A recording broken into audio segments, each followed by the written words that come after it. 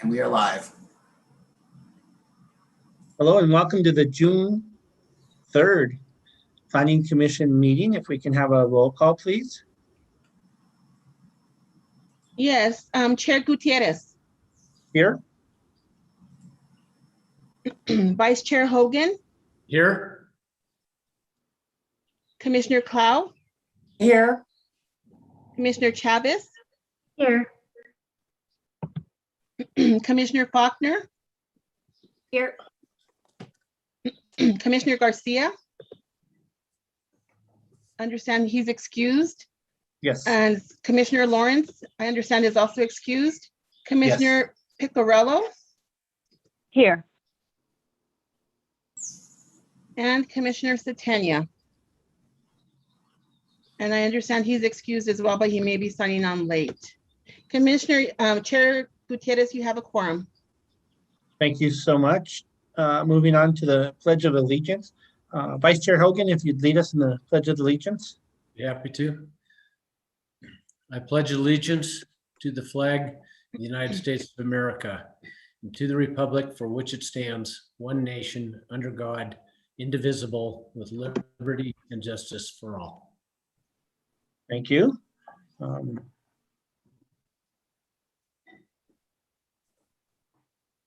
Next, if we can, any changes from staff on the agenda? Chair, there are no changes from staff. Any from the commission? Motion to approve. Second, Commissioner Hogan seconds. Thank you. And the original motion was from Commissioner Faulkner. If we can have a roll call, please. Commissioner Chavez. Yes. Commissioner Clow, Yes. Commissioner Faulkner, Yes. Commissioner Hogan, Yes. Commissioner Piccirillo, Yes. the motion has been approved. Thank you. The approval of minutes, May 6th. Any changes from staff? Chair, Commissioners, no changes from staff. Any changes from the commission? Commissioner Faulkner to approve. I'll second that. Commissioner Faulkner's motion. Okay, if we can have a roll call, please. Commissioner Chavez. Yes. Commissioner Clow, Yes. Commissioner Faulkner, Yes. Commissioner Hogan, Yes. Commissioner Piccirillo. Yes. The motion has been approved. Thank you. And no old business, no new business. We're moving on to staff communications for informational presentation from the MPO. Mr. Anu.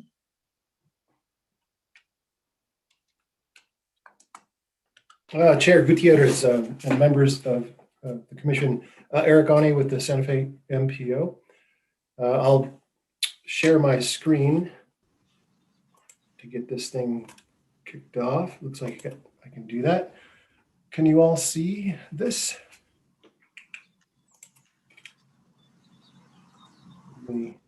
Yes, we can. Great.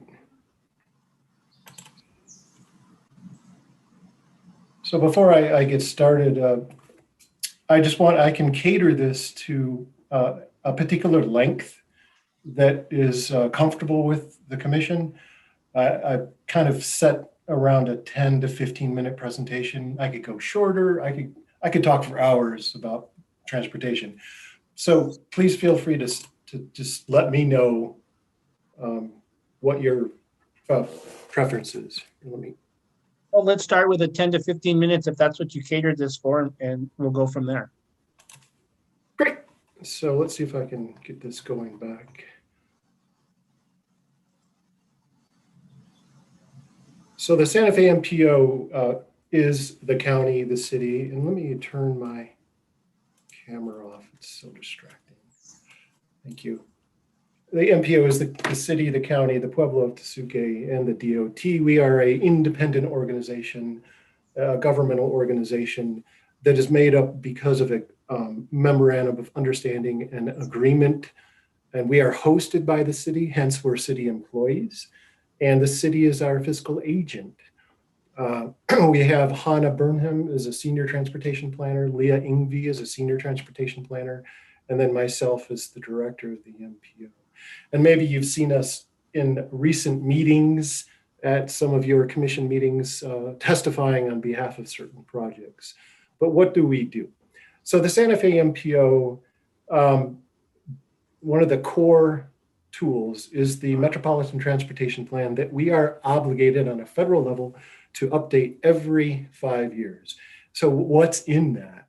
There's a tremendous amount of data about our transportation network. There's a tremendous amount of information about the operations of how everything sort of moves through the system. And we're talking transit, bikes, peds, and of course, vehicles. And then it produces a fiscally constrained list of projects for improvement. And those include multi-use trails. Those include roadway improvements, intersection improvements, safety improvements. Pretty much everything that you see on the road that is what we call regionally significant is in this plan. And to the right on the screen are the master plans that also inform this plan and inform the city on many things. For example, the bicycle master plan, which is indoctrinated in the city code and used quite well in terms of when a new development, and you've seen it quite frequently, comes in, and there is a trail planned, and then it compels the developer to put in said trail accordingly. Pedestrian master plan, primarily based on safety, and then we have a public transit master plan. So what I'm going to do, and my intent tonight is, this was just kind of an overview of who the MPO is give you a kind of a perspective from a planning perspective of how we are today, how we got here through the lens of history. So we're going to start, and if I can advance this, in 1880 when the railroad came in.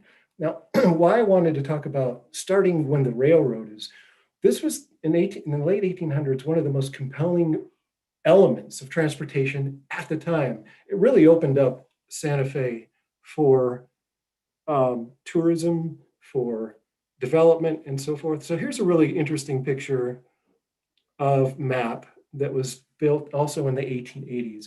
And why I wanted to show you this is from a land use and transportation perspective, and looking at the context of community here. And this is a really interesting slide, and it shows really a lot of the elements that are going on. Let me go back there for a sec. At the core of what we call now downtown. And in the corner, you can see the railroad is coming in, and the development is really starting to pick up in the 1880s. Boom, we jump to the 1912 city plan, and I love this picture of the leadership that helped put the 1912 city plan in place right here. And then all those cars and automobiles right there on the plaza. It's sort of a compelling picture of what we're going to see coming up.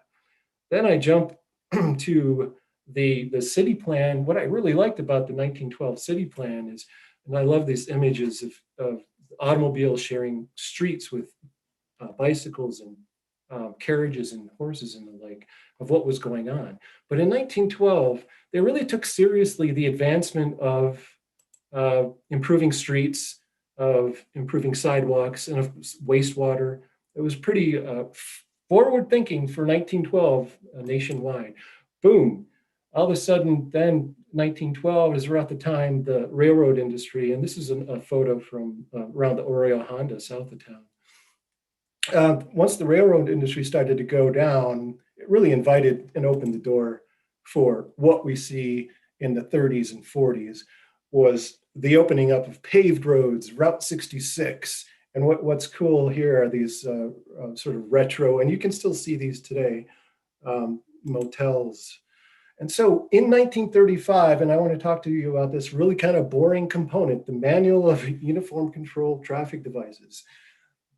This manual, which is being updated as we speak for like the 80th time, really does compel what you see on the ground in Santa Fe in terms of roadways. It is sort of the Bible that is used oftentimes, and not a lot of people know about the MUTCD, but it is simply a guideline. It's not an ordinance, not a regulation that says you must. It is a guideline. And the challenges within the MUTCD is that oftentimes it really is skewed for the automobile. And so in the 1930s, when that document was being prepared, there was also just an overwhelming nationwide sort of, hey, let's get excited about the future and what automobiles are going to contribute to it. So I've seen the future. Oops, sorry about the slide thing. And so Cerrillos Road is a great example of what we envisioned many years ago. And then 1947, the Harlem-Bartholomew City Plan for Santa Fe. Just a quick note about this. This is extraordinarily impactful in good ways and in challenging ways. General plan for the city of Santa Fe. 1947, a lot was going on. And Harlem-Bartholomew had impacts across the nation.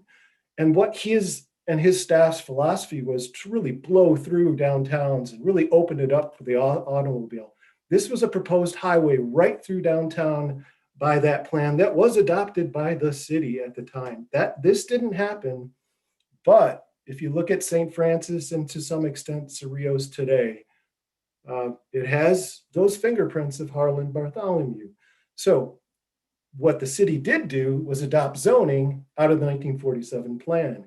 So you got a combination of zoning and all of these elements of zoning, and then standards like the MUTCD for roadways that are beginning to sort of homogenize what we call community. And I love these pictures of Cerrillos and Montezuma Cerrillos in the 50s. And here we are today. And there is still some really cool context. Why I wanted to present this in terms of look at the context in terms of pedestrians, in terms of walkability, and so forth. And we still have an opportunity to do this, but we're not. And we'll get to that. And the question is why? And not to be super subjective about it, but look at it from a rational point of view.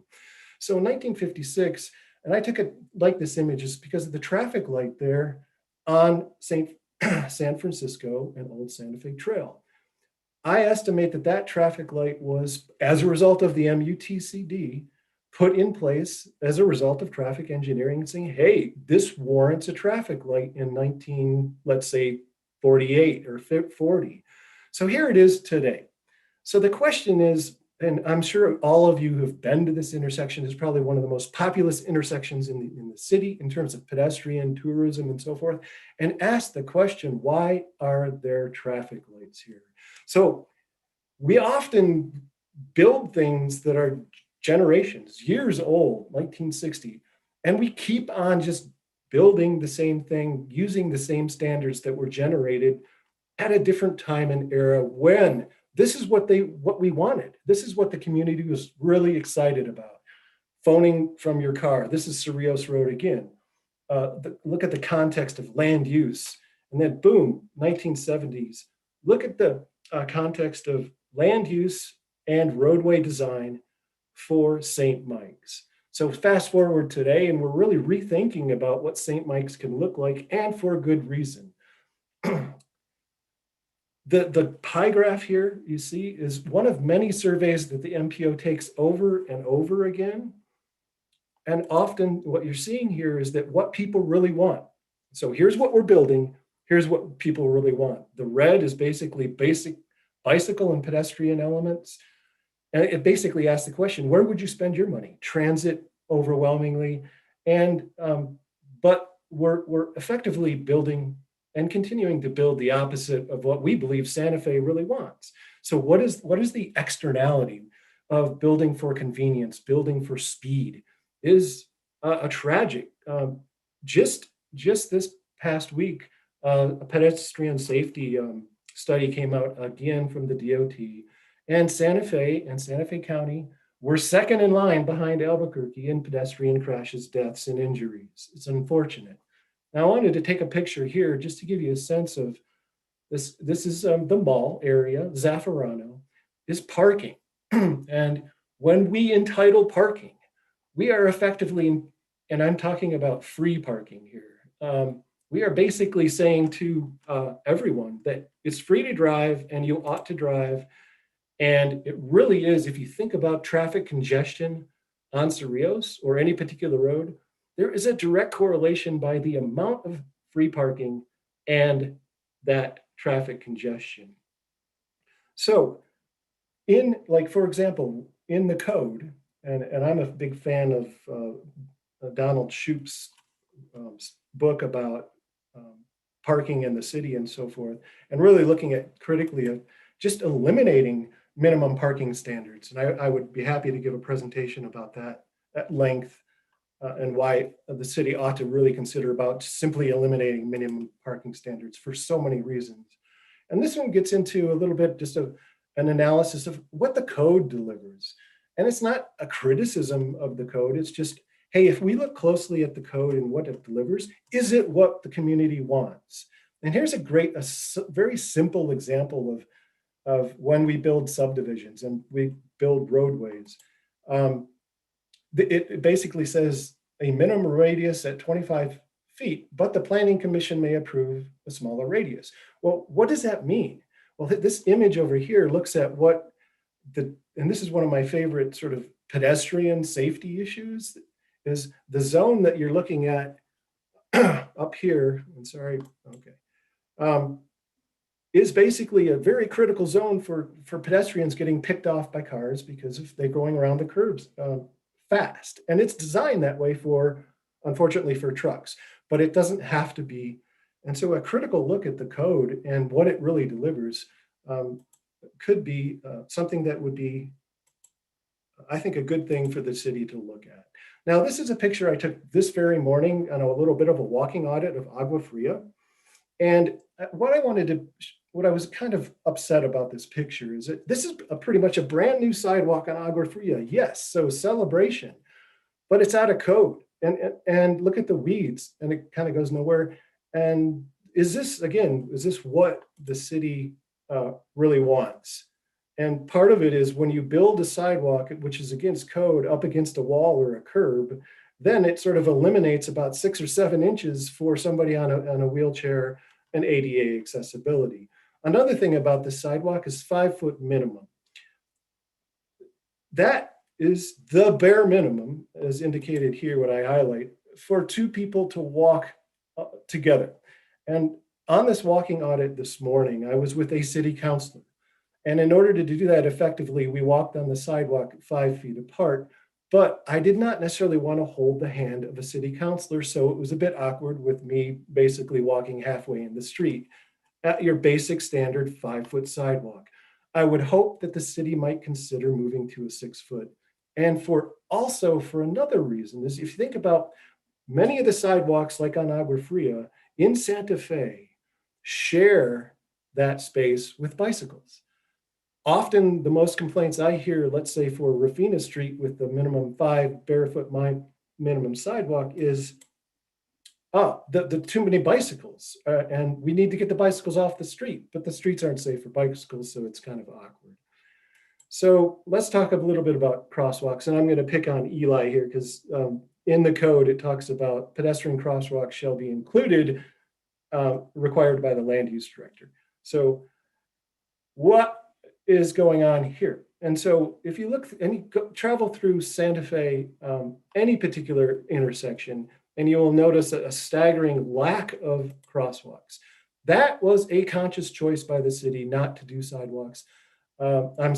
crosswalks for several reasons, which I don't necessarily agree with, but there you have it. We believe at the MPO that crosswalks are essential for pedestrian safety, and not just striped lines, but continental design as an example. So right now, the city of Santa Fe is undergoing a multimodal study. Now we're supporting the city. This is under the Public Works, and it includes Eli with land use and multiple departments. So this commission, and you can go to the website, it's at Santa Fe MPO, and take the survey that really digs into parking. really digs into transit and the like, and walking and pedestrian.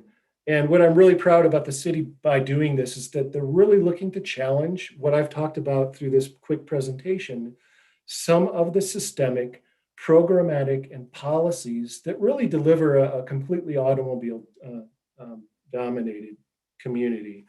And so with that, I think I kept it pretty quick, and I'd be happy to answer any questions or have some discussion about some of the things I talked about.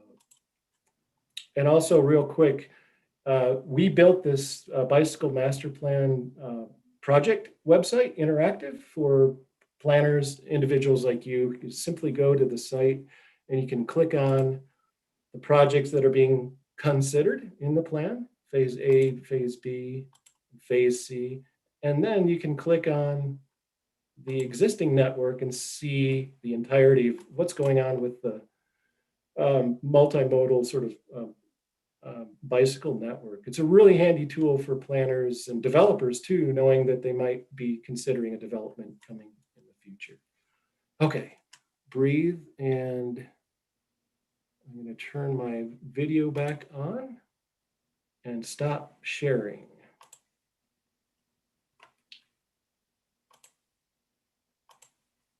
Okay. Thank you for that presentation, Eric. Sure. Commissioners, questions?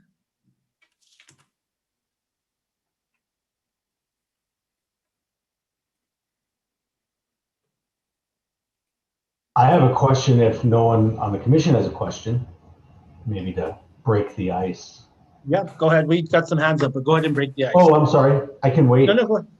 I was just wondering, Eric, if you could let us know what the MPO's involvement is on the Arroyo Chamiso crossing project, and if there's any new information about that to be shared.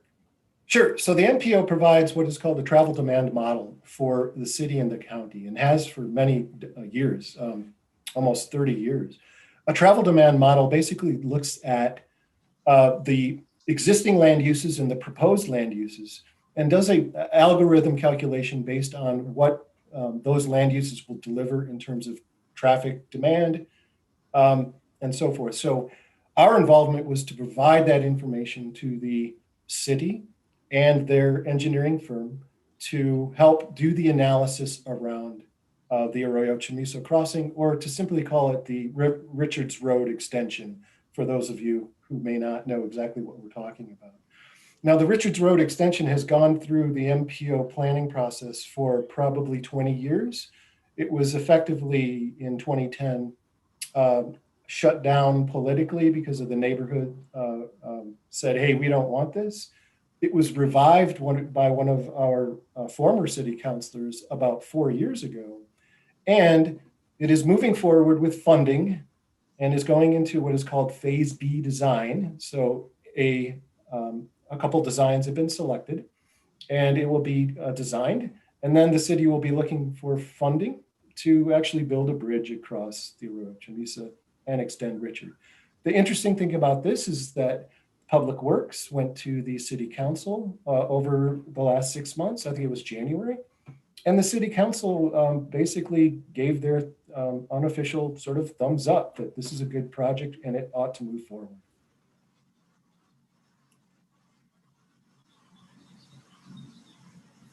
Thank you. Commissioner Garcia, followed by Vice Chair Hogan.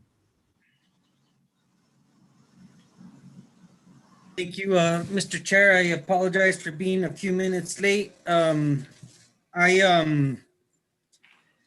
Just a quick couple of comments, and I know that the challenge in this city is taking an old 400, 500-year-old city and trying to make it modern, and that's, I think, the challenge of what we're trying to do here. Maybe just a comment in terms of the picture of crosswalks and the sidewalk that is not up to par on that new development. Number one, why was it built that way and passed inspection? Number two, I think until the city takes a challenge of doing these sidewalks and infrastructure. I think we're going to end up seeing that a lot in developments. So that's just a kind of a couple of comments. And I know the challenges are it's difficult because we do have an old city and trying to make it as modern as we can. But good work for everybody. Thank you. Thank you, Commissioner Garcia. Vice Chair Hogan. Thank you, Mr. Chairman. Eric, thanks for that presentation. It's always enjoyable to see how many different parts of our community you guys affect. So I appreciate your work. You mentioned Richards Avenue. That connection towards the community college has been a long time coming. What is what's the planning for the other direction on Richards? Is that looking to connect to 599 at some point in time? Excellent question. So you're looking at going through and then crossing effectively the Santa Fe River and going to 599. Is that what I hear you saying? Yep. Yeah, so that's been sort of discussed in the very long range plan of connectivity. And this was derived from a committee, On-Roads committee in the late 1990s that put together a pretty much a comprehensive road extension plan or road improvement plan, connectivity. However, as you can imagine, crossing the river and buying land and getting to there would be pretty expensive. So it's not necessarily a priority project that has come up, but it has been at least outlined and considered. Okay, thank you. Yeah, it does. I hear it come up every now and again. I didn't know the thinking had been forwarded on that. Next thing I wanted to do, the development of the bike and trail master plan citywide has really been impressive. The last 10 years, just an incredible expansion of the alternative ways of getting around Santa Fe outside of a car. Can you talk a little bit about some of the critical connections that still need to be made that really kind of knit our community together through bike and pedestrian paths? Yeah, Mr. Chair, members of the commission, that's a great question. And I'm really happy that the city and the county take this so seriously and do really well with it. So a couple examples would be the underpass at St. Mike's. Now, this has been in the works for probably 15 years in planning. And the reason is that, and I showed that picture of St. Mike's when it was in its infancy in the 70s and how wide that is. And I know there's concern about homeless and safety and so forth, but there's been a safety audit. There's federal safety plans. It's the city is now hiring a consultant for design and should have a design wrapped up within a year. So that's one big connector. And that comes up a lot because moving across St. Mike's, and there was just a heartbreaking story in the newspaper this weekend about a gentleman who died on St. Mike's.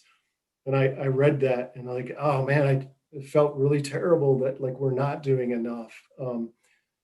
He need not have died. And so many incidents like that are compelling that the way we design roads is dangerous. And we really need to, I would hope to really think critically at how we do that.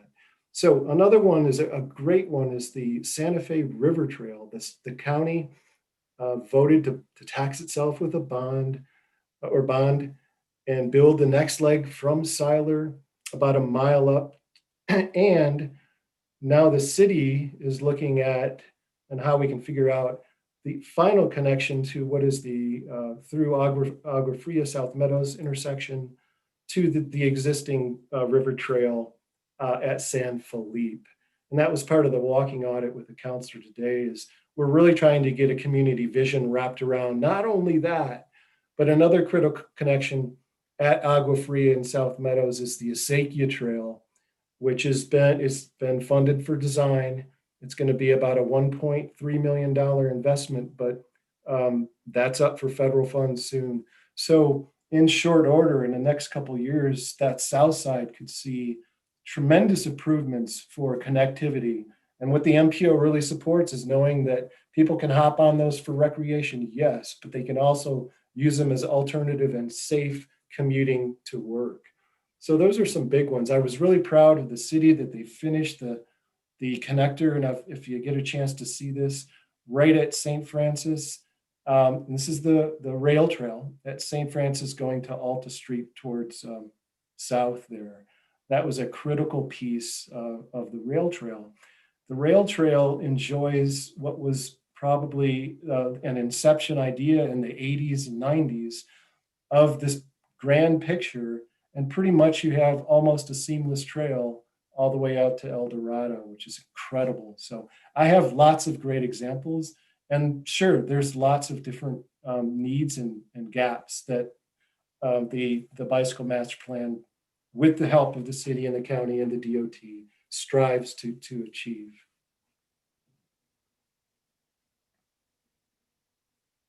I think you're muted, Vice Chair. Oh, sorry about that. One more question.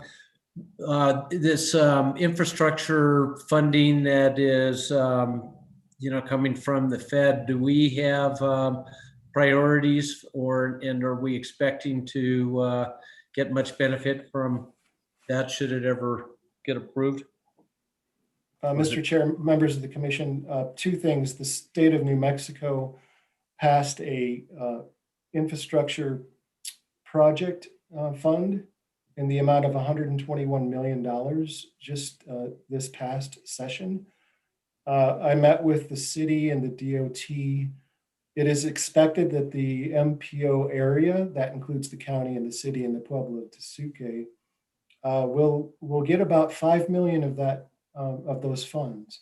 So we spent a good part of this past week working with Public Works on both ends, county and city, on looking what's in the plans and what would be eligible for that project fund. So that was a huge surprise given we're just coming out of the pandemic, and then bam, they had all of this money. I'm not sure where they got it, but it's a huge infusion of funds for the state of New Mexico. Not only that, then they committed to take the road tax for gas and then commit to $40 million every year for that fund. So the city and the county can take advantage of that and will do in the future here. Now, the federal, I've been watching that really closely, has been kind of pinging back and forth between House committees and Senate committees. The Senate's latest version included an additional $1 billion for bikes and peds alone. We'll see if that survives. But yeah, I've been talking to the right people with the city and the county saying, get ready for this federal fund. It's going to be a lot more, of course, if it gets through the politics, it's going to be a lot more money than we've had in the past. Thank you, Eric. You bet. Thank you, Mr. Chairman. Thank you, Vice Chair. Ms. Pais, you had your hand up? Thank you, Chair Gutierrez. I was just going to request on behalf of our stenographer if Commissioner Satenya and Garcia could indicate when they arrived. I know it was during the presentation, but if you could estimate your arrival time, that would be helpful.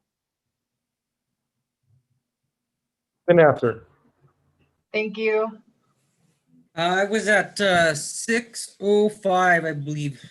Okay, thank you very much. You're welcome. Thank you, gentlemen. Other commissioners' questions? I have a few. I really enjoyed your taking us back, and we get on some of these streets that looked like they weren't planned at all and made for donkeys. When you get to some of these tighter streets. But my question is, with the MPO, do you guys look first and then the future land use map kind of follows, or which goes first? Mr. Chair, members of the commission, that's a good question. What we do when we update our travel demand model, we take and we did this about, I want to say 4 years ago, 5 years ago. We do it every 6 or so years. But we sit down with the county leadership and the city leadership around land use and say, okay, what's in the mix for long-term plans, and what might that deliver? So it's a bit of a chicken and the egg. And then the travel demand model sort of takes that information and then is able to use it for estimating for projects. So for example, when the Arroyo Chamisa team got together, they pulled that information out and said, oh, this is what's going to be going on in the area as best to our knowledge, right? In the near, middle, and far future to inform what that design should be. Now, part of that is, and here's two components that maybe this commission would really be interested in watching, is the DOT is redesigning the overpass at St. Francis and St. Mike's as we speak. They just had a public meeting, their first one about 2 weeks ago, about that design. And so that's one. The DOT has also got a team on board redesigning Cerrillos Road from St. Mike's to St. Francis.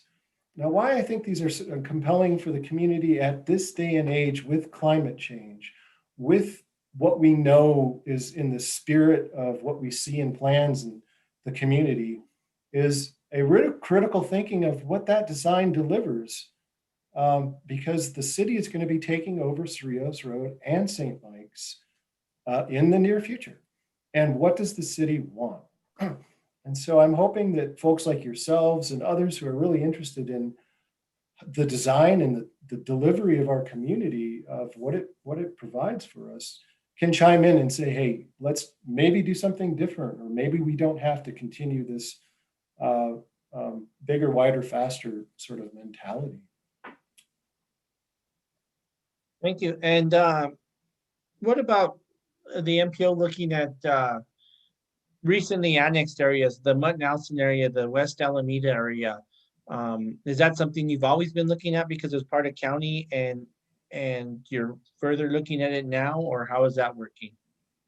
Great question, Mr. Chair, members of the commission. I think the simple answer is that what we enjoy is that we have 3 county commissioners as our policy board and 3 city councilors sitting together and working together as it relates to identifying projects, talking about projects, and a good cooperative project that you guys might be interested in as a result of that annexation is the city and the county working with on West Alameda, primarily for a drainage improvement, because the drainage really is crappy there, near the Siler, roundabout going into town.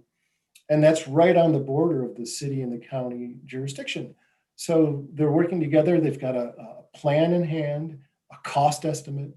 Now they're working together. Okay, how do we fund it? So hopefully that answers your question that yes, absolutely. And in the Mud Nelson area, trails and connections for pedestrians and bicycle? Yes, sir. And in fact, Commissioner Hanson with this county commission is a big advocate of that area, Mott Nelson and so forth. Thank you. Commissioner Satenia. Yeah, I just had a quick question. And Eric, thank you for your presentation. At the end, you pointed to a lack of pedestrian lanes, right? I could have taken that wrong in the city of Santa Fe. And I was wanting to hear a little bit more about that. Okay, yeah, and I appreciate that question because when I first started working for the MPO, I got a call about, and these are crosswalks, right? Pedestrian crosswalks. And the other issue is the width of sidewalks. And those are 2 pretty substantive issues when you look at the bigger picture of Santa Fe. If you look at and there's a great map in our now Metropolitan Transportation Plan that looks at the sidewalk network and its deficiencies. And it's just a blood red map of the community. And it's like, wow, where did we go wrong? And so that's kind of what I'm speaking to. So my experience was this. So Capitol High School, there is basically a front entrance, and there is and a roadway, of course, and there's no crosswalk. And so when I went out and looked at and I heard the complaint, I was like, wow, this is a no-brainer. It's a school, it's a roadway. Why, pedestrian safety. Well, that's why I wanted to include in your presentation the MUTCD. And in that little blurb I put in there, the MUTCD, which the city sort of goes, I would submit, uses as their Bible, said, well, we have to do a warrant test. And the warrant in that MUTCD is 100 peds in an hour or something like that. It's unreasonable. It's untenable that happens. It's illogical from a planning perspective, but it's very rational from an engineering perspective. Doesn't warrant it, we don't do it. And so that's why when I'm picking on Eli is that actually the ped crossings under the code are under the land use director's jurisdiction. I'm not saying that he or she, whoever's sitting in the land use directors, should just, by de facto take over. But I think we should just look critically at what we're doing and say, maybe we can do this differently, knowing that those are just guidelines.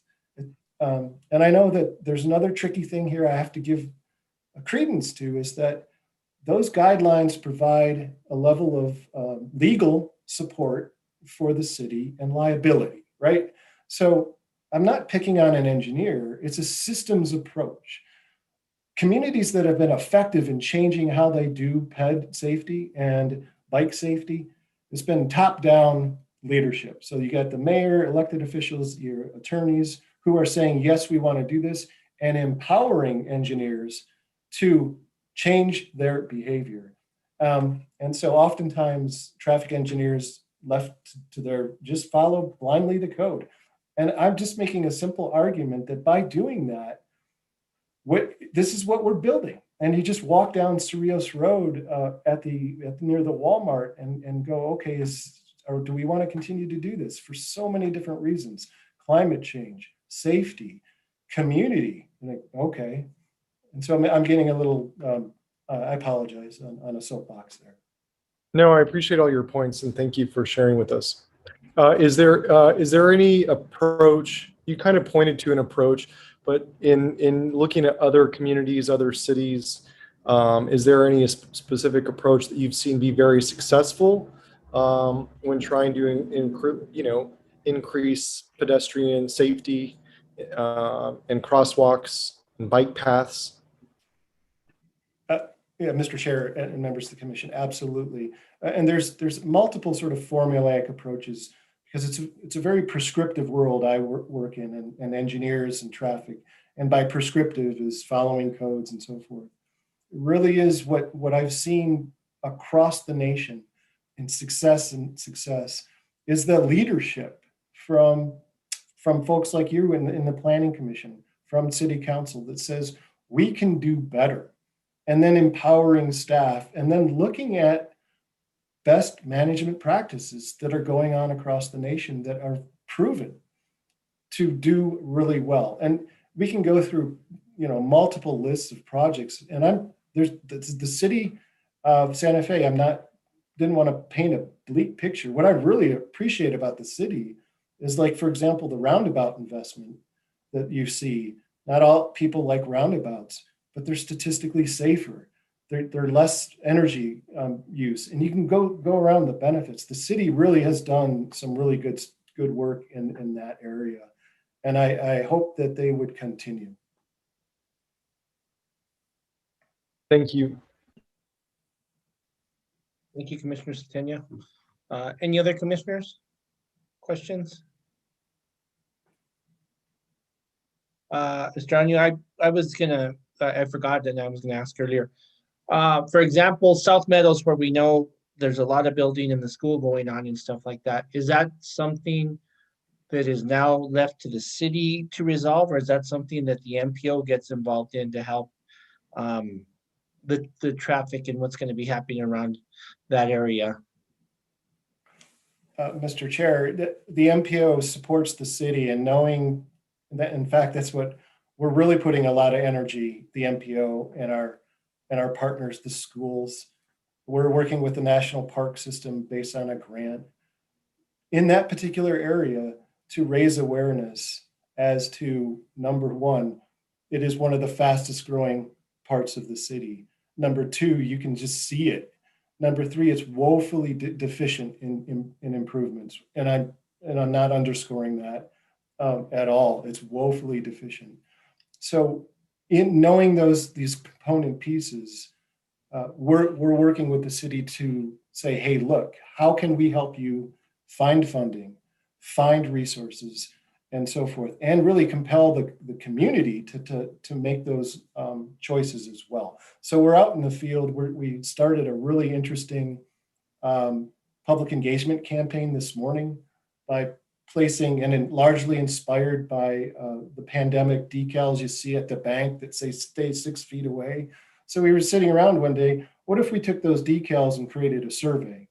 So with the help of a city councilor this morning, we put 35 very large decals on sidewalks and bus stops throughout that area, asking for their input. And all you have to do is scan your phone and on a Q code, and it takes you right to the website where you take the survey.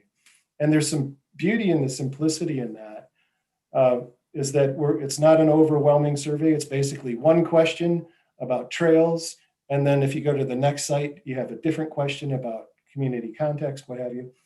And so that's just one. We're going to do it, and I'd love to invite you all. We're going to do a walking audit with the community on August 24th at 5:30 at Agua Fria and South Meadows. And the purpose of that walking audit is to look at the sidewalks what I showed in that picture and look at what could be done better, but also to sort of raise awareness as look at the public improvements that are going on because of the private sector. And I was walking along South Meadows there with those new apartments by the school. It's just, bam, it's huge what's going on. So again, I think I've answered your question. Thank you. Any other commissioners? I see none. Thank you so much. Oh, I'm sorry, Commissioner Picciarello. Thank you. Just one question. I think we're seeing a lot of significant changes from other cities looking to be more aggressive with climate change. If you could pick one thing, that reach for the moon sort of thing that we can't yet get to, whether it's system-wide crosswalks or what would you look to if we were shooting to the moon, being much more aggressive as a city with our planning? Commissioner, that's a fantastic question, and to put me on the spot, because it's a big question. There's two things that come to mind. And the number one thing from a planning perspective through the MPO that we see over and over again is we have overbuilt our roadway network, and to not only stop overbuilding, but road diets on St. Mike's, the road diet, and that is a lane reduction on Seiler is a great example. Seiler used to be 4-lane roads. Guadalupe Street North road reduction is to really think critically about the incentive we have for driving, reversing that incentive and providing it to ped, bike, transit, train, and otherwise. That would be my number one. Number two, coming up the trek is kind of a quasi-public-private. Had a great conversation with some entrepreneurs in Santa Fe who want to do electric charging stations for what we're seeing is the electrification of automobiles, as evidenced by Ford wanting to go 40% of their entire fleet, which is global, in like 10 years, totally electric. And I may have those stats wrong, but the city ought to be, and I think they are doing really good work in preparing for electric automobiles. Now that goes hand in glove with the renewable energy industry having to step up too. But we're also seeing some good hints from our friends at Exxon now. And if you read that in the news, stepping up in the plate. So in the next couple of years, between electrification and really reducing our dependence on the automobile. Thank you. Thank you, Commissioner Picarello. Commissioner Satenia? You're muted. One more question, Eric. Do you know of any way that the city can build on like bike paths? Because one of the things that I am present to is a lot of my friends and coworkers and people that even come to our community, complement the bike path network through Santa Fe. Do you know how you can build on what we already have to promote biking, promote walkable spaces, and maybe something that you again have seen done in other communities? So can you define build on? I mean, just like what you're trying to, what the context of build on means for you? Well, it almost seems like it's being underused or undervalued as a pathway to creating walkability or becoming less reliant on the car. I don't know. So how to leverage it? Yeah, how to leverage it. Yeah, how to leverage it. Way to put it. Yeah. Right, and that goes back to again looking at, and I think there's some really specific things the city could do to look at the incentive of when somebody walks out their door.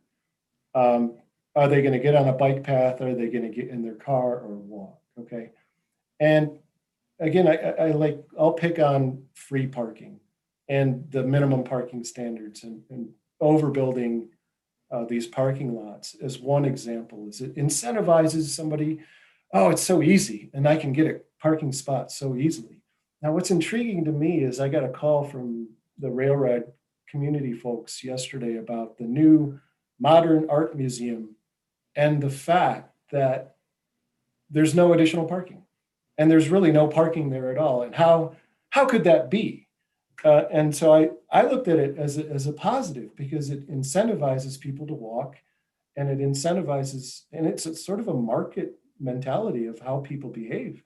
So to leverage the existing trail network, which is, I think, statewide is awesome for Santa Fe compared to other cities in the West even, is there. But how do you get people to have an incentive to get on their bike? And how do you get people to have disincentives to get in their car? And again, code tweaks, programs I would love for the city, and we've kind of talked about it for some time, is to incentivize folks who bike to work and have like really solid incentives, whether it's time off or what have you, to do that. Now, there's another thing about transit too, is to incentivize transit, make it more, and we're working with the city on a 5-year transit plan right now to ask those questions. So we could get into the weeds about the sort of prescriptive elements of what the city could do, but they're there. And that's what I would recommend. Thank you. Thank you, Commissioner Satenia. Commissioner Faulkner. Yeah, I just have a comment. One of my concerns about transit is that our bus systems aren't that great in Santa Fe. I think if we're going to try to encourage people not to take their cars, we need to really beef up our funding for the buses. I mean, it doesn't seem like there's an adequate amount to compensate for taking away parking spaces. Does that make sense? I mean, I see what you're saying about parking spaces, but I don't feel it'll be that successful until we have a transit system that is effective and can move people throughout the city quickly and on time and effectively.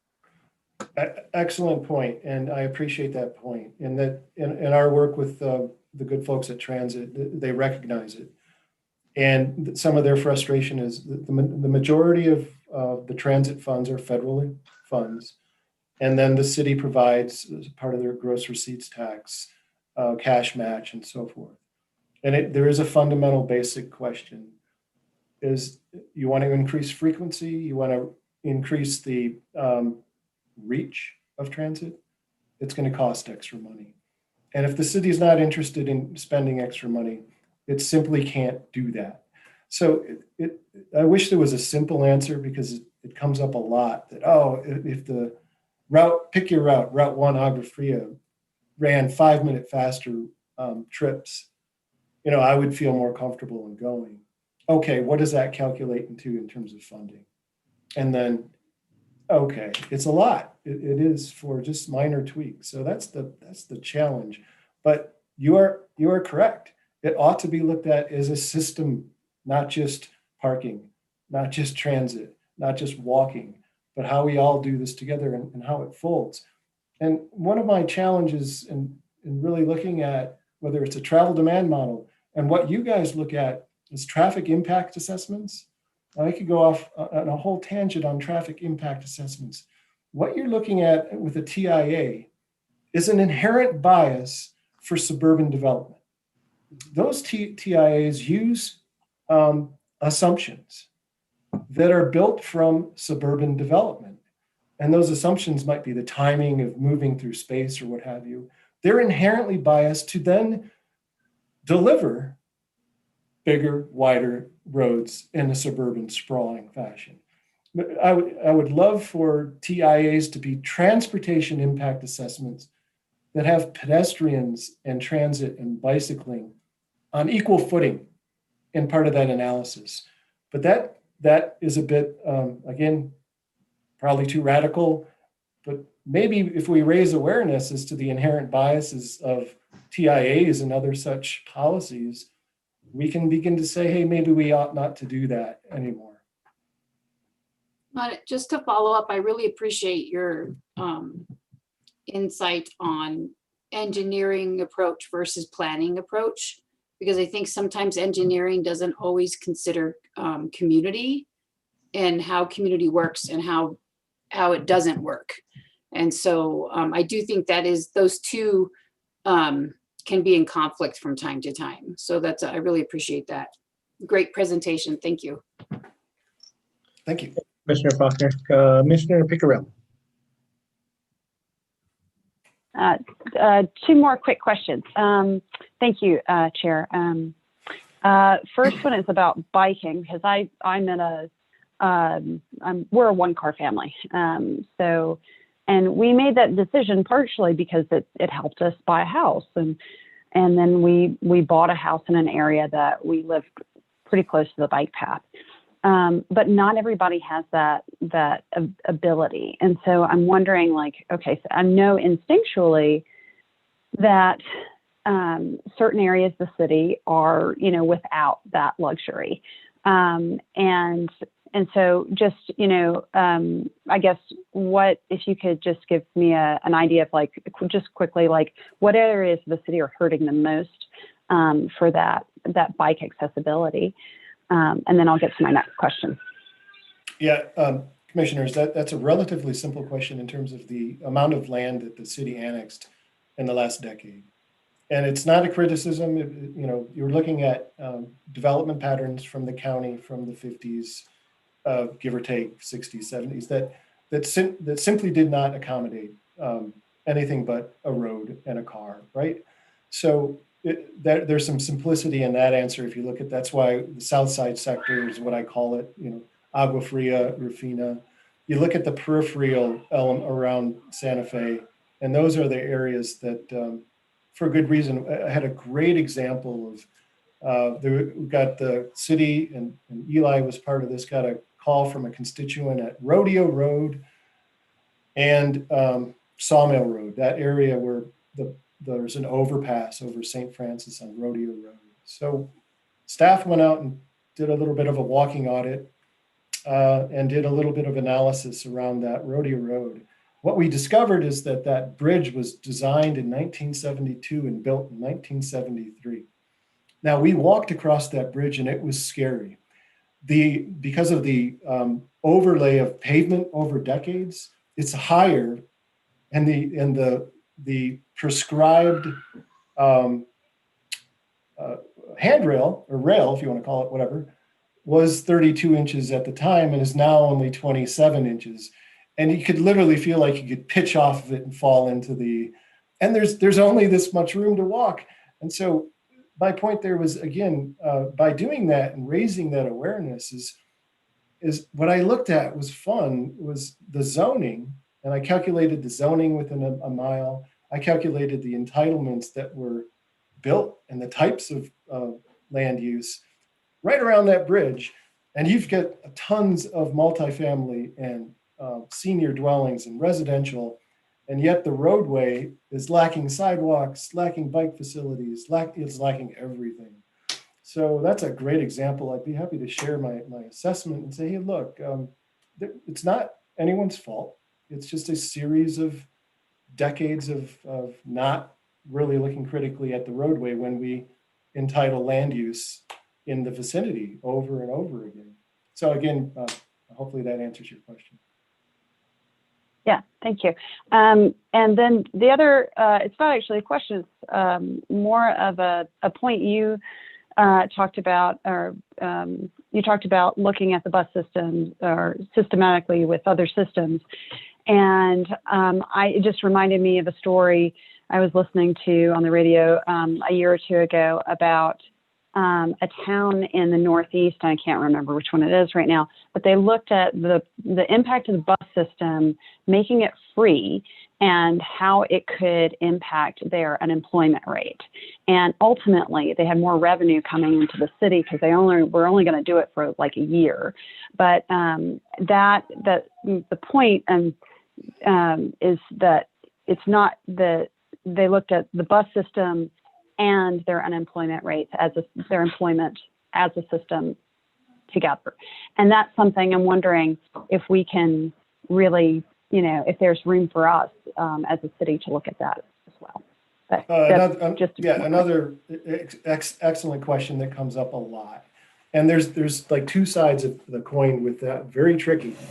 And oftentimes when leadership, for like elected officials, perhaps, not to pick on them, but they look at it, well, what if we did free transit, then more people would ride it.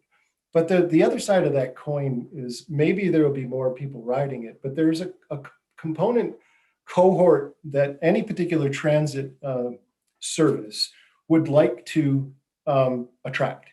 And that is folks who are working and commuting and wanting to get places as a means of getting out of the car, not as a means because they have to, right? Because they don't have a car. Or for financial reasons. So the flip side of that coin is that if a city or any particular regional transit service isn't willing to then add frequency and add more investments to a service, but just calling it free, it actually devalues the system by the fact that, oh, look, we did our job and it's free now and everything should be great. It doesn't work.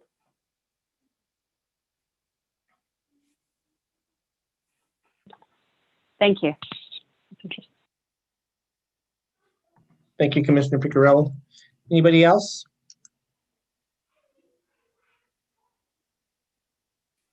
John, great presentation. Thank you so much. I enjoyed it. I really appreciate the opportunity. So have a good night. Thank you. Thanks, sir.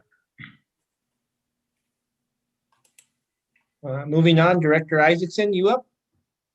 I am. Thank you, Chair, members of the council.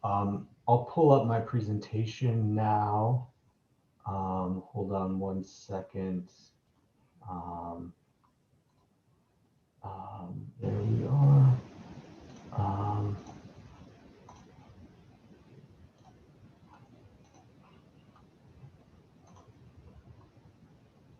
Can everyone see that? Yes, planning for growth. Great, thank you. Before I jump in, I just want to say that I think it was really serendipitous that Eric gave his presentation tonight on the same night that I'm giving an overview of growth management planning, because I think the two issues really dovetail. And I think Eric touched on a lot of the reasons why planning for growth matters so much to a city. I think taking that historical perspective, I think you could say that the city of Santa Fe has been dealing with growth management issues since its inception.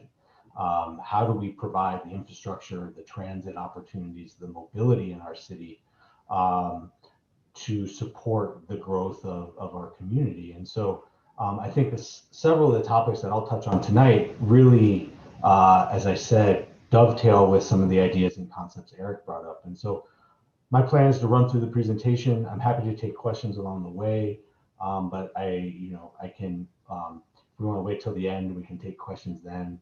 And we can maybe talk about how some of the issues and ideas that Eric talked about around transportation planning, bike ped networks, developing in a way that supports this multimodal transit through our city.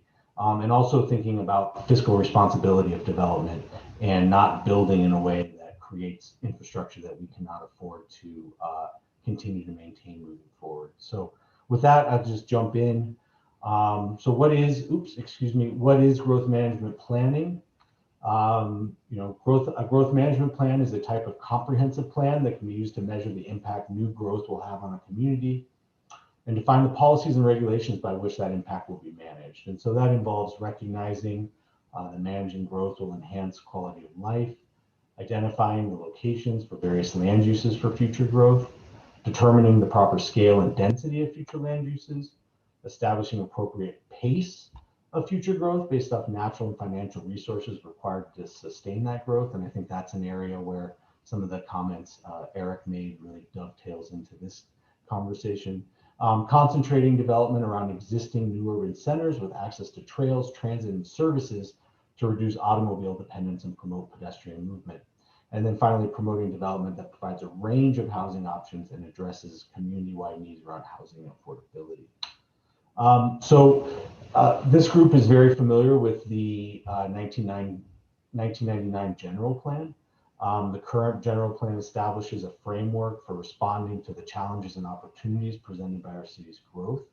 A growth management plan should be organized to respond to the community's specific vision, goals, and objectives, and may discuss many of the same themes. And so looking at sort of the growth management plan themes around growth in chapter 4 of that plan, we start to see things like quality of life, urban form, transportation alternatives, water, sustainable growth, and regional perspective for planning.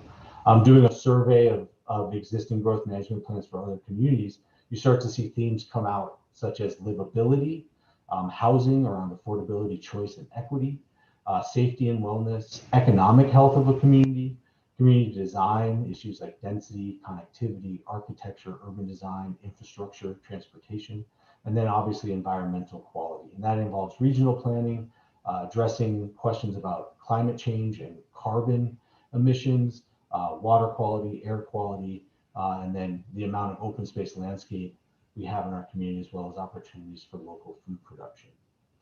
So, So why is growth management planning important? I think we all agree that the city of Santa Fe is a truly unique and remarkable place to live. And our community's quality of life and livability continues to attract new residents. And so as people relocate to Santa Fe, we are challenged by creating a smart and inclusive growth management plan to ensure that this population growth provides equitable access to future employment opportunities, supports housing choice and affordability, and also preserves our city's vital cultural and natural resources. And so moving forward, Santa Fe must consider the long-term outcomes of unharnessed growth. And this is, again, some of the ideas that Eric was talking about earlier, looking at growth so that it's socially, environmentally, and fiscally sustainable, maintaining sense of place when considering how to accommodate the needs of an expanding and diversifying population. And it's something that we're really involved with here in the Planning Commission is really ensuring development processes are equitable and balance the needs of the entire community, not just one section or one segment of the community. So just really quickly going through some demographic trends, we see that our population growth is actually less than 1% in Santa Fe. And this jump in population of around 17,000. The majority of that is actually, I think, due to annexation. We over the last decade plus have done several phases of annexation. And I think that is what most of our population growth can be attributed to. However, I think we are now seeing an accelerated amount of migration into our city from other parts of the country, somewhat facilitated by what's referred to as the Zoom boom. Demographic trends, average household size, median age of residence. I think what we're seeing is our average household size is dropping, as well as our city is getting a little older. What that tells me is sort of intuitively is that we have more older residents moving to our city that don't have families. So it's 1 and 2 family households that are sort of moving into our city. And so I think that's supported by looking at trends around the percentage of residents 65 years of age and older. So if we look at the map on the left, that's our census tracts in 2010, and it's subtle changes, but if you look at 2020, you start to see some of those census tracts shifting to a slightly darker shade of blue, which means that those populations have a higher percentage of residents over the age of 65. And so the question then is, what does this mean for our local housing situation? If you look at our housing, median household income and house value, the house value, this is this blue line here, is rising pretty steadily. What's not rising is our median household incomes. And so as that gap continues to expand, more and more of our residents will be challenged to find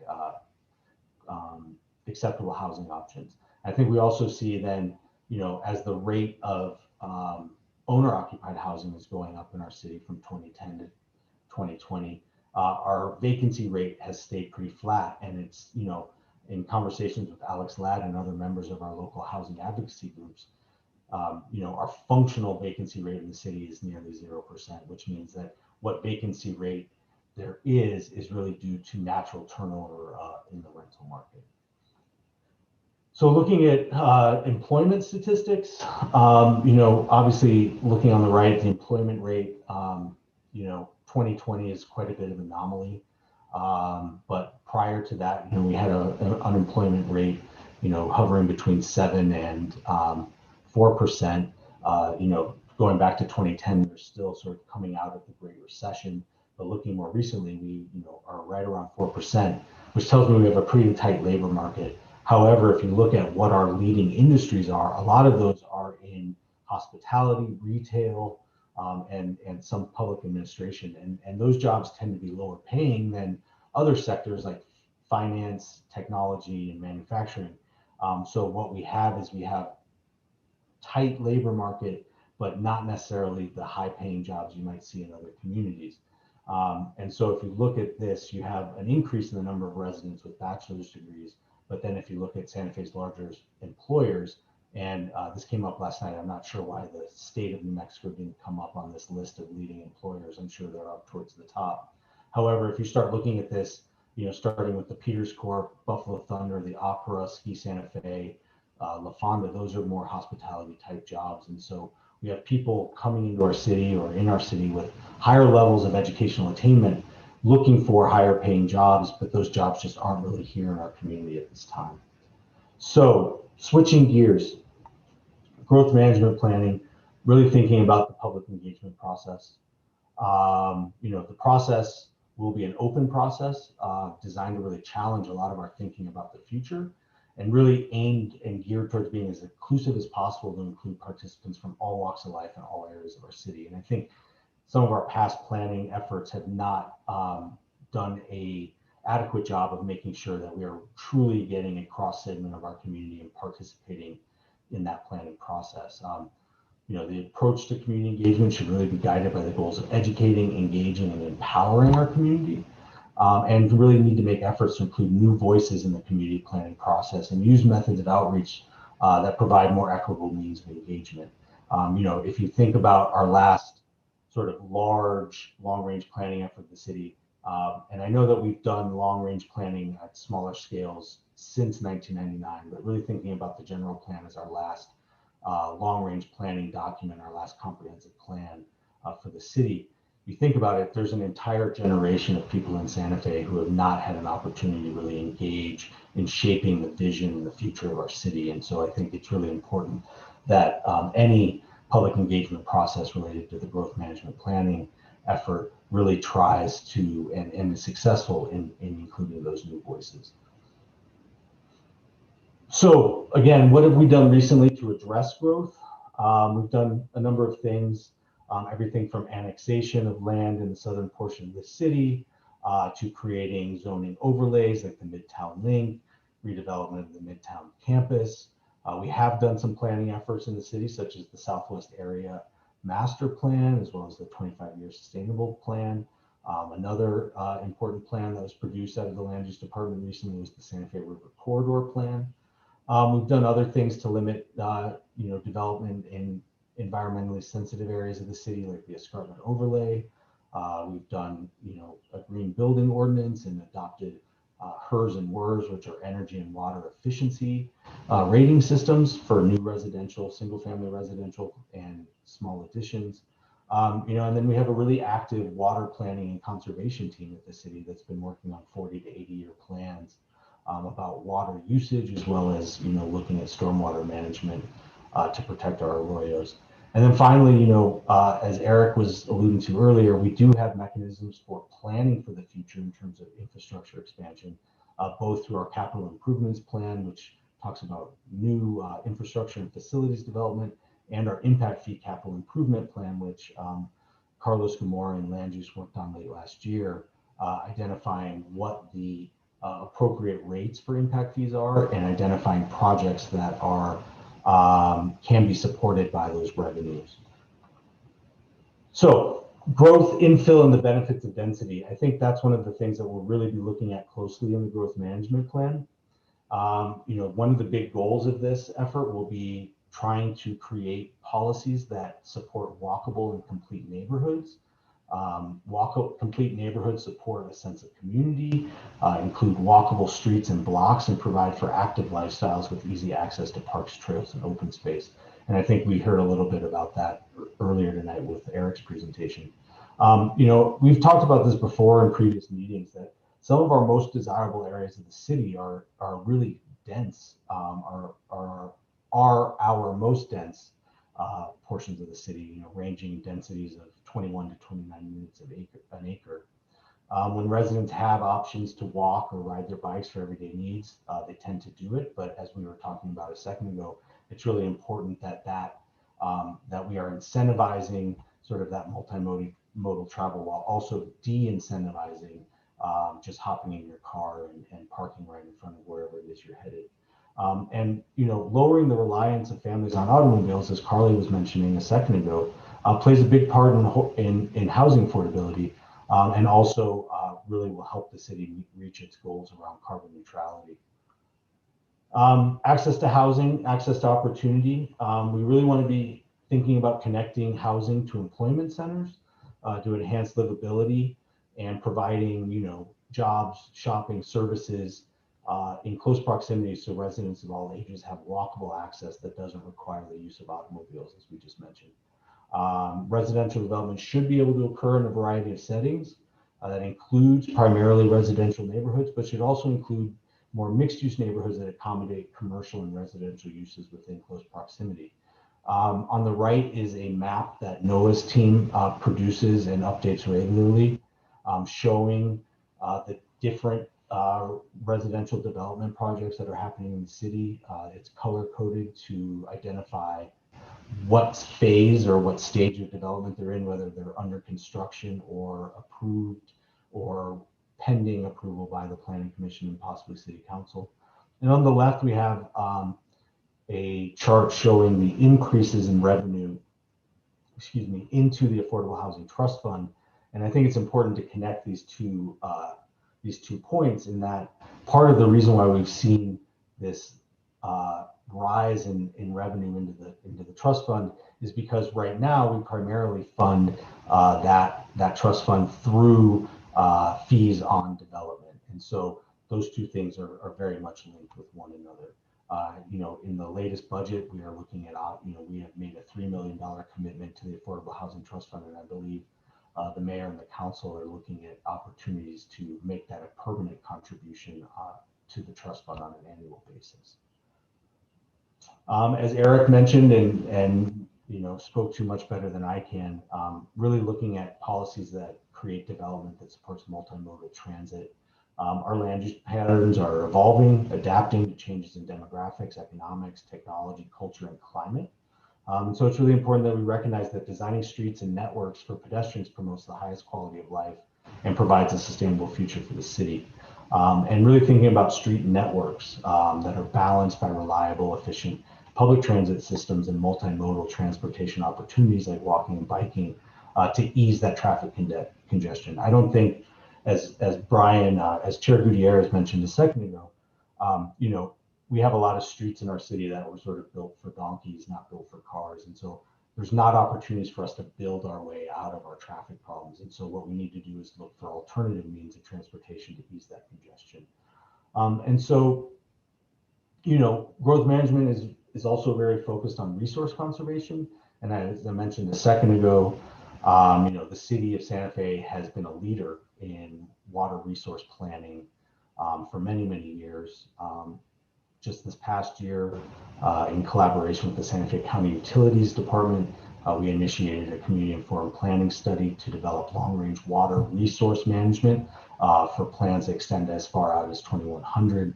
That current study that the city is working on should be completed by the end of 2024, and the process, at that point, that plan will be continuing to be reevaluated, refined, and those planning studies will be repeated as necessary in future years. And then finally, really thinking about growth management from a regional perspective. This is something that Eric's group does really well, and why I think it's really interesting that we're both presenting tonight. MPO is a regional planning organization.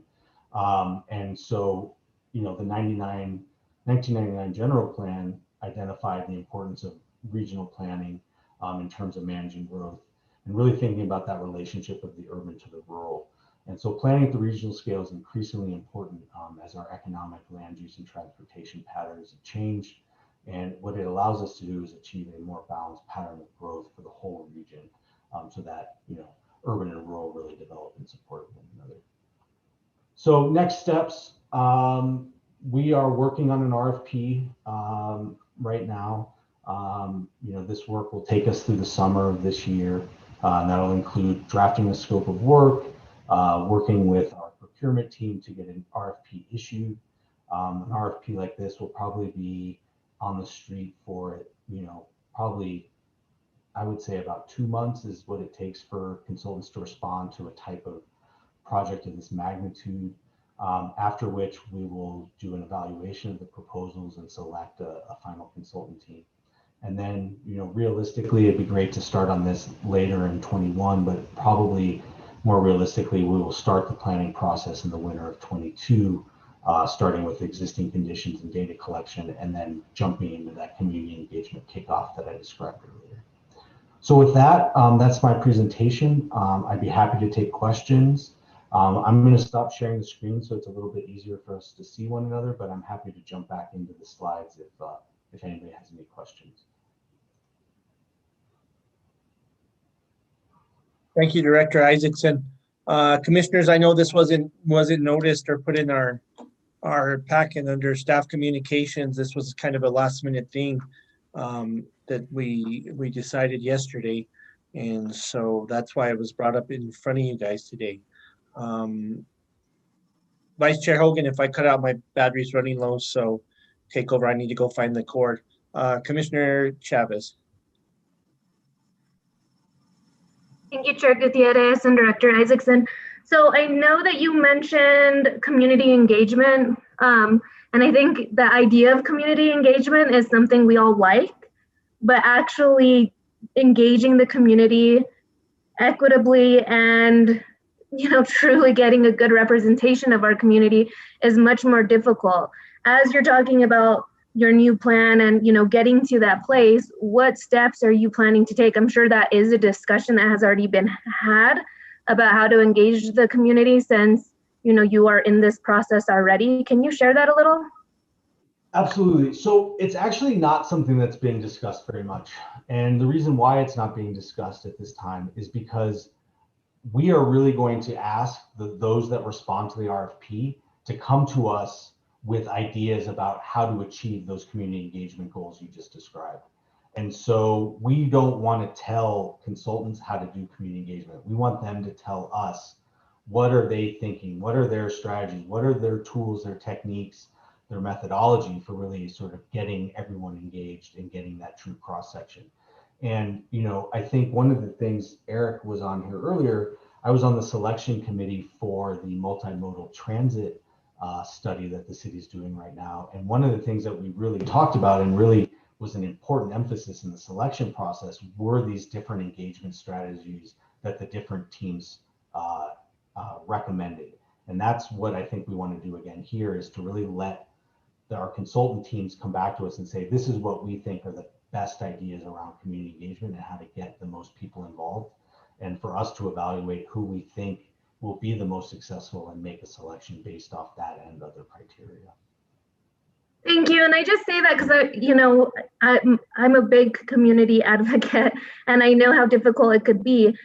And I know that there's systems to engage the community, like, for example, ENN, right? It's a great thought to get a neighborhood together, but then we don't have the accountability of, is there an appropriate representation of that neighborhood to have a voice? And so proposals of ways to engage are great, but the accountability that comes to, are they really being engaged, and is that voice really being represented is what's missed often. And I just want to share that comment just as the person that works in community. It's one thing to pose a plan to engage community, but it's another thing to actually hold, those individuals or, the consulting firms that you're talking about accountable and actually doing so. I thank you, Commissioner. I couldn't agree more. One of the, a process like this will, the community engagement portion of this project will last for many, many months. And so it's not necessarily analogous to an ENN in terms of like, it's a one-time deal. And if people show up, great. If they don't, doesn't matter, because, we checked that box in the process. This plan will be really focused on community engagement, because what are we asking? We're asking our community, what are your values? What's your vision? And what are the trade-offs you're willing to make to get that future outcome you're hoping for? And so we can't make that decision as planning commissioners or as land use staff or city councilors. That decision has to be made by the community. And so that community engagement piece is really critical to any meaningful outcomes of this process. And so it'll be a real focus, not only in the proposal process, but in the project itself, to make sure we're really getting good feedback and participation. That's really great to hear. Thank you so much.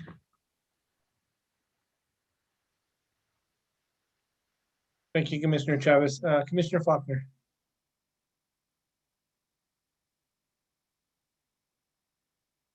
I just wanted to follow up on the community engagement piece. One of the things that sometimes, I don't know, that concerns me sometimes when we reach out to consultants is that a lot of the consultants come from out of the state and they do not have a clear perspective on what our communities look like, what our community members' values are. And so I'm just wondering, what are you thinking around ensuring that when the consultants are thinking about how to engage community, there's a way to make sure that the culture of Santa Fe and the bigger picture of the Santa Feans is captured in how to reach out? Like, there's so many nonprofits that you could ask about this. Is that something that serve New Mexico Santa Feans? Is that something you're considering? Is that, in the RFP you require the consultants to engage community while trying to figure out how the best way to do a broader, longer engagement process? I think it's, thank you, Commissioner. I think it's a great point. It's not in the RFP because there is no RFP at this point. But in terms of drafting the RFP and thinking about what we're asking for, I think a smart consultant would be thinking the way you're thinking, Commissioner, about leveraging our existing community partners who have experience with this engagement piece and can leverage that experience to really make sure that we're getting good participation. I think there's also really interesting opportunities to use other city departments on the community engagement. I think we have an arts and culture department or division at the city that's now part of our community development group. And I would really like to see them involved in the outreach because I think we have such strong artistic traditions in this town. And I think that that's a way to engage folks in sort of a non-traditional way, but that might get folks that aren't typically interested in coming to, community meetings, but have things to say and have ideas to share. I think it's a way to engage folks at sort of a different level. And so I think there's lots of interesting opportunities and strategies out there, both using our local knowledge and bringing in outside expertise to really create innovative engagement strategies to support this planning process. Thank you, Eli. Thank you, Commissioner Faulkner. Any other commissioners?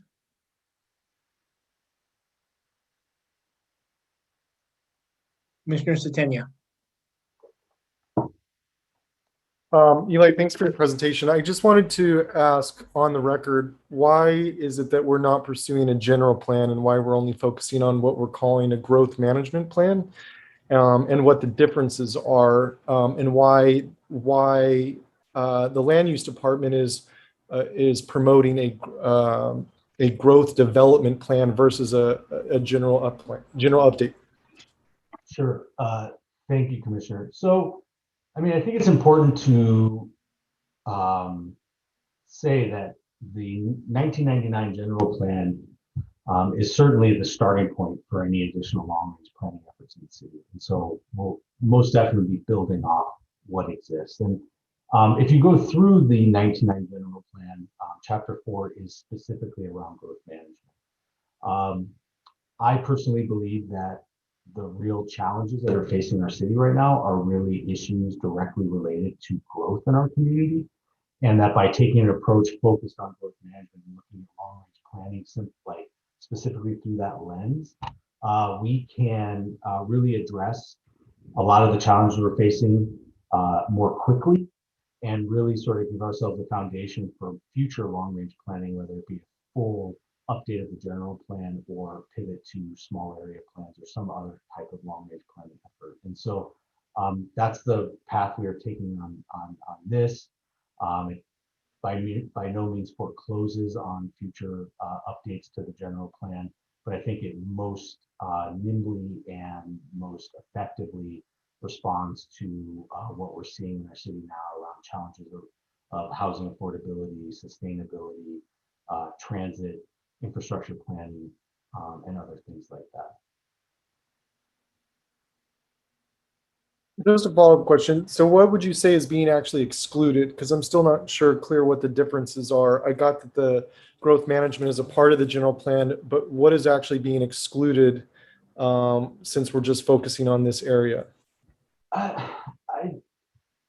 would rephrase it. I don't know if I would say anything's necessarily being excluded. I would say that things are maybe being reprioritized and really looking more at the relationships between topics rather than going through and updating topics one by one. And so I think there's opportunities here to find synergies by looking at this through the lens of growth rather than going through the general plan and just updating the existing sections as they're presented, which in my mind tends to be a more siloed approach that's indicative of long-range planning from that era of the late 90s and early 2000s.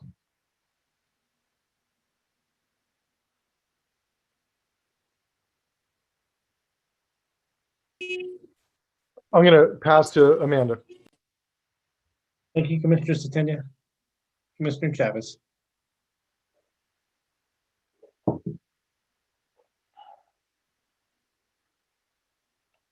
I think you're muted. Commissioner, you're muted. Thank you. I just wanted to follow up on what Dominic said in regards to the general plan. And I get what you're saying too, Eli. But I do think that there's going to just be running into roadblocks. And I guess I'll ask you the question. Do you feel that you're going to run into barriers and roadblocks focusing on just one part of the general plan rather than, updating all of the systems that kind of tie together, right? That's kind of what makes an effective general plan, is that we have systems and they're working together and they're working in the right direction, in the common direction. And so if we're chunking improvement and expansion, how would that interfere with those systems working properly together? I think it's an interesting question. Actually, I think the growth management plan is probably more systems focused than a traditional general plan. And so it's really looking at the relationships of things like transportation, infrastructure, open space, landscape, water conservation. And so I think that, the growth management plan is as much of a comprehensive plan as the general plan is. And it's really all about taking an extremely comprehensive view of what is working and what isn't working in our city. I think it's more about what are the outcomes, and the outcomes are really about recommendations for land use policy focused on the impacts of growth and trying to identify areas of our city that are most appropriate for that growth so that we can grow in a more sustainable and fiscally responsible way. And so I don't see this approach being any less comprehensive or any less systems focused than the general planning effort was in 1999. In fact, I see this probably being more so just because of advancements in thinking around long-range planning in the profession over the last 25 years.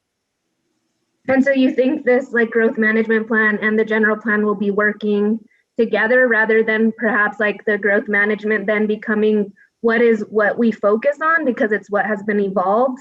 Or do you think that we'll be working together with those two plans side by side?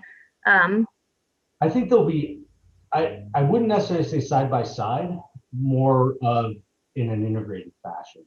And so what you'll see is is a growth management plan sort of sitting on top of the general plan and really providing more concise and prescriptive recommendations about how to manage growth moving forward.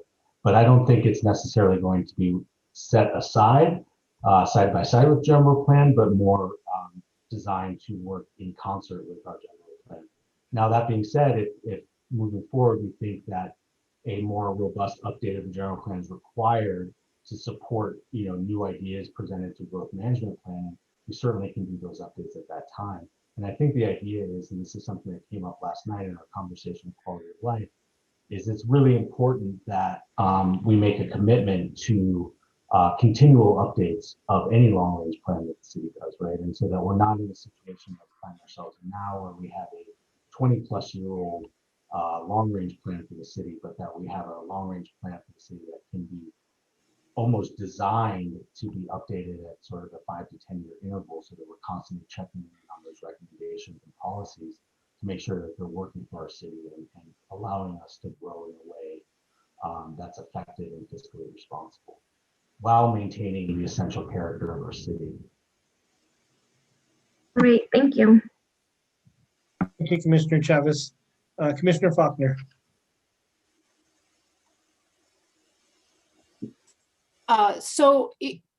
Would it be safe to say that the general plan approach is kind of antiquated, given how fast paced our world has become over the past probably 2 decades, 3 decades, and that growth management is kind of a new form of a general plan in a sense? Thank you, Commissioner. I think there's obviously communities that are still doing comprehensive plans, and there's reasons why. Having for some communities that works. I think if you're a community that has a general plan that's been consistently updated, continuing to do that makes sense. I think for us in the situation that we find ourselves in, where we sort of have deferred maintenance in our long-range planning sort of world, taking a more sort of, I don't want to say topic-based, but more of a thematic-based approach to really coming up with innovative strategies for our city probably makes more sense and does allow us to be a little bit more responsive and nimble in terms of coming up with ideas and strategies for dealing with some of our challenges. Again, I'm not trying to say that the general plan doesn't have a purpose or isn't an important document for our city. But I think that by doing it in this fashion, by really examining our land use policies through the lens of growth management, allows us to revisit our general plan in a way that we've done a lot of the heavy lifting if we choose to do that. Well, and just to follow up, I would think that if we look at growth management, there's a lot of the things that we would change in the general plan or update in the general plan that will be accomplished through this lens, through taking this approach. Even though it seems like it's kind of specific, I think a lot of what we would update in the general plan would be related to contending with the growth of going from a town to a city, really. Absolutely. Thank you, Commissioner. I couldn't agree more. I mean, I think if we were to, let's say we were to take an approach where we're updating the general plan, I think we would be, all we would be talking about would be growth anyways. And so let's focus on growth management as our sort of first pass through the general plan or through any long-range planning document, and then move from there in terms of addressing other aspects. All right, thank you. Thank you. Commissioner Satenia. Yeah, I just want to make one more comment. I guess my concerns around, well, we're just learning more information about this. So I appreciate you providing the presentation, even though it's last minute. And I know that it has the support, of the mayor and the city council to pursue this. So I want to acknowledge that. I think from my perspective, I do have concerns about the level of public engagement in this type of process, especially when we're honing in and focusing on one aspect of this. And it almost seems like historically, a general plan update requires or has required that all the stakeholders, all the members of the community are engaged in the process. And I apologize for the background noise.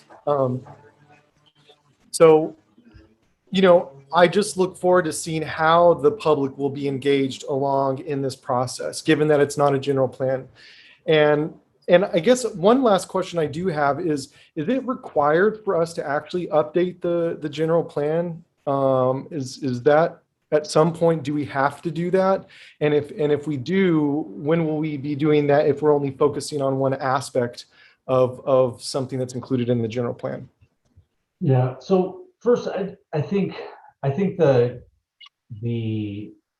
community engagement process of both sort of a general plan update or a growth management planning process are going to be pretty similar. So I don't think that there's should be too much concern that we would engage the public differently because it's sort of talking about growth management versus a general plan update. I think the community engagement process would be very similar in covering many of the same questions and topics around vision and values and sort of where our city wants to go and what as a community we are talking about in terms of trade-offs to get there. So I think that's really important to mention. Sally, I don't know if you want to comment on sort of the legal obligation for general plan updates. You probably have more information on that than I do. I'm fishing around in the statutes, looking for the part that talks about comprehensive plans. We're required to have one. There's no requirement to update it on a particular time frame, but it is a very important document in state law and in terms of the city's authority to do this type of land use regulation and in terms of the commission's authority. So it is important to have one in place. I think it calls it a master plan and a comprehensive plan in the statutes. We have a general plan, which serves sort of that legal function. So yes, we need to have one, and yes, it needs to be an important guiding document. So perhaps, these are things that can be incorporated in as amendments or updated portions of it or something like that might be an approach that could work. Because ultimately it does need to be kind of a guiding document. Got it. Well, thank you for your comments, and I don't have any other questions. Thank you, Commissioner Satenia. Any others before we move on? Okay, any other staff communications? Do you have any, Noah? Let's see. I think we did cancel the second meeting this month. And so just wanted to make everybody aware of that. Not much to say on terms of the front of hybrid. Right now, we're still having these meetings virtually. We haven't been given direction to take them back to the chambers yet.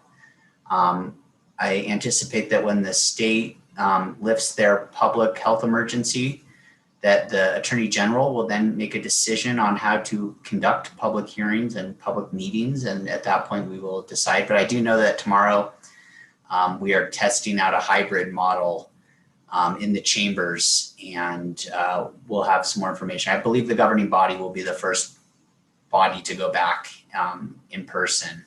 And then I anticipate that will come soon after that. And but there's not been a definitive decision. You know what? Sorry to interrupt, but I may have a little bit more information on this, actually. So June 9th, the council will have its first, what Noah referred to as a hybrid council meeting.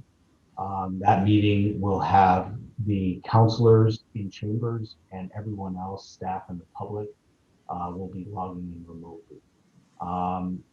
Over the course of June, the city will be evaluating the effectiveness of that approach and make decisions for commissions and other committees in July. And so this group may be back in person, if not for our first meeting in July, maybe our second meeting in July. But again, it will be with the commissioners in chambers and the rest of staff logging in remotely, and the public logging in remotely. And that has a lot to do with just social distancing and COVID restrictions in the chambers. But that's sort of still TBD. And so I'm not sure how that will play out, or what our meetings when we will sort of switch to that format. But Noah will be in contact with the chair to sort of walk through that process once we have more information.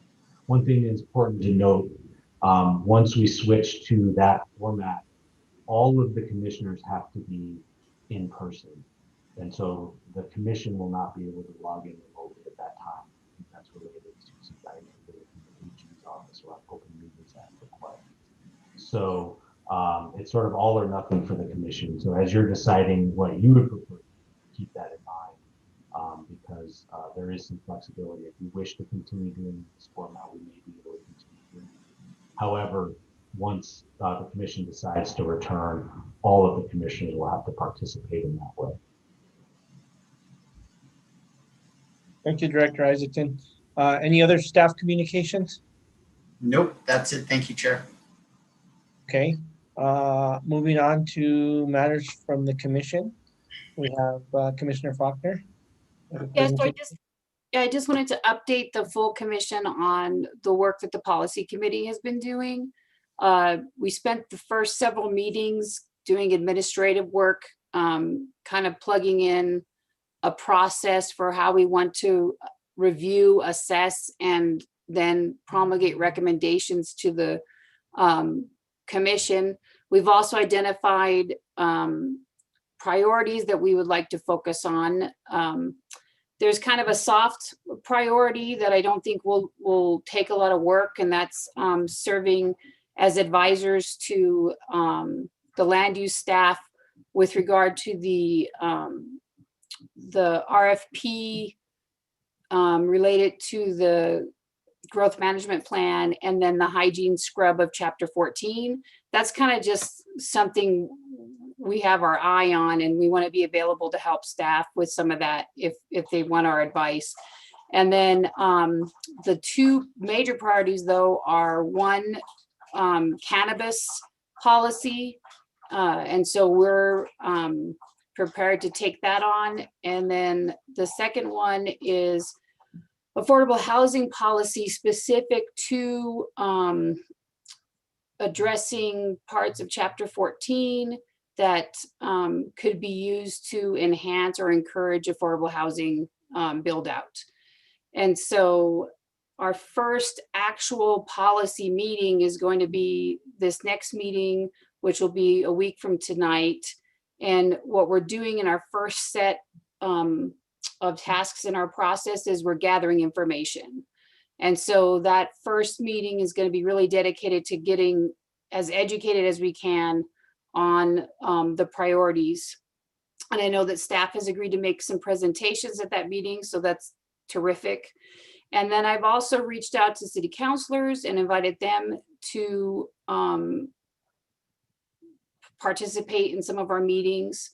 The council members I've spoken to so far have been really excited about the policy committee. And so I think we're moving in a good direction, but it took us a while to get moving, but we felt that getting a good process in place for reviewing, assessing, analyzing, and then making recommendations was critical to making sure that the policy recommendations that come out of the committee are consistent and well thought out. And so I have the process in a document. If any of the commissioners would like to see the full process we're applying, I can email it to you. And that's all I got. Janet and Dominic, jump in if you have if I missed anything. I don't have anything to offer unless Commissioner Cloud is.